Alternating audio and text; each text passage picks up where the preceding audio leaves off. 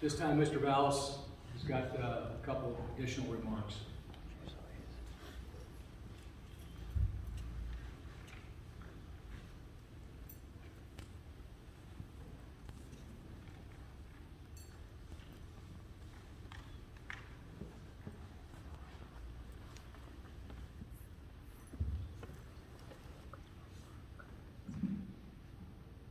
Okay.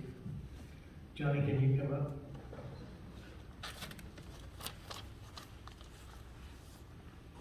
And Grandpa Marlowe, would you come up? And Jason, would you come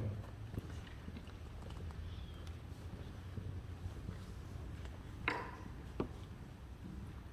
As you all are fully aware of, it gives me a great deal of pleasure to present to Johnny a handbook. This is a special handbook. I'm waiting for your handbook to get here. I should have ordered it on Amazon. It probably would have been here. But in the interim, Johnny, I'm going to present you with a handbook. It's a 12th edition, and it was printed, ironically, in 2009. Johnny, I think you were born in 2006, right? Just 3 years later. It was printed in 2009 in preparation for the 10th anniversary, for the 100th anniversary of the Boy Scouts of America. And that was that particular handbook was the 12th edition. And so I'm going to present you with the 12th edition of the handbook. That's my gift from my collection. Congratulations on your speed award. Additionally, to all three of these gentlemen, I'm going to bore you with just a little bit of history about Troop 752. In approximately, I just say the end of the 1970s, I received a telephone call from Reed Miller. How many remember Reed Miller? Got a few. One, two of us anyway remember Reed.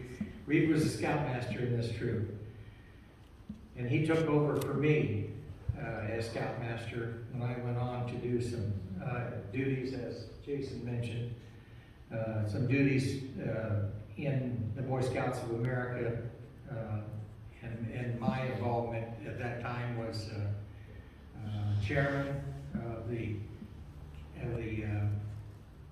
of our district chairman, and district commissioner were a couple of the duties that I served on. But anyway, Reed Miller called me on the telephone and indicated to me that there was a lady, an elderly lady in a home over at the Lutheran home in Vista, adjacent city to ours. And she had something that she wanted to donate to the Boy Scouts of America. And Reed told her, well, you got the wrong guy. You need T.G. Vallis, that's the scout that was a former scoutmaster of Troop 752. And so he turned her over to me. And what she wanted to give me was a color study done by Norman Rockwell of her husband, that Norman Rockwell, the famous artist, presented to her and to her husband for him posing for the cover of the Scoutmaster's Handbook, which I have right here. And so all she wanted was for us to have a ceremony, a flag ceremony in honor of her husband at the Lutheran home over in Vista, and also to her accountant asked for an appraisal to be done of the value of the color study, and then she wanted a bugler to play taps in honor of her husband. So we had a bugler in the troop at that time. So we went over there, well, the word got out, but the first thing that happened was I had to get an appraiser.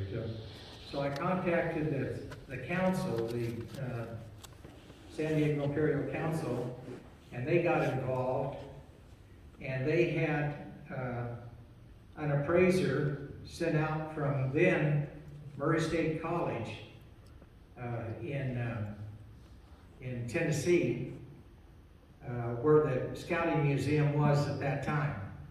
And they flew her out to Palomar Airport in a private jet, and she brought an appraiser with her.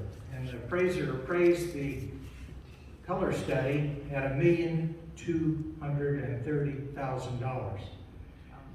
And it quickly went from my collection to the Boy Scouts of America collection, because one, I couldn't afford the taxes on them, maybe $230,000, and I couldn't afford what they paid the appraiser to come out and appraise it. So, needless to say, it's in the collection of the Boy Scouts of America. But our troop was honored to go over to adhere to what we promised this lady over at the Lutheran home in Vista. And on the cover is her husband, and he was a scoutmaster. And this was taken, this painting was done at the Irvine Ranch Jamboree in 1953. That's where the painting was completed. I don't want to bore you with a color study, but suffice to say that in a color study they do a pen and ink sketch, and then they do a charcoal. They take that to charcoal so they can make changes in it, and then he tries different colors, and if you look closely in the painting, you'll see stars and behind him, behind the scoutmaster, you'll see scouts asleep in tents. And so Norman Rockwell painted this famous painting. The Boy Scouts of America, oddly enough, have the original painting because they paid him to paint it. But it's valued less than the color study, because Norman Rockwell always gave the color study to whoever posed for the painting. So if it was a scout troop, for example, in the 1974 edition, where they were going across a creek, that entire troop got the color study, and it's hanging probably in wherever they meet. And so it gives me a great deal of pleasure to present this Scoutmaster's Handbook to two Scoutmasters that I think a lot of, and that I know Johnny thinks a lot more than I do of both of them. And so my congratulations to the entire family. Age before beauty.